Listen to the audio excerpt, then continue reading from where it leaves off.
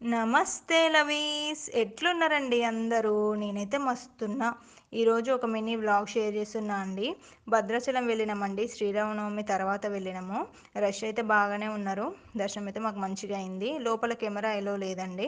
దర్శనం చేసుకొని బయటికి రాగానే మాకు ఒక చిన్న కోతిపిల్ల కనిపించింది. ఎంత క్యూట్గా ఉందో. అన్నదానం ఎప్పుడు జరుగుతూనే ఉంటుందండి. తినేసి ఇంకా మేము పర్ణశాలకి వెళ్ళినాము. భద్రాచలం నుంచి ఒక 1 అవర్ జర్నీ. ఇక్కడైతే ప్లేస్ అయితే ఎంత బాగుందో అండి, ప్రశాంతంగా ఉంది. ఇక్కడ రాములవారు సీతమ్మ వారు ఏకాంతంగా ఉండే ప్లేస్ అంట. అంటే వాళ్ళు గేమ్స్ ఆడడం, అష్టచెమ్మ లాంటివి, నారచీర అని ఉంది.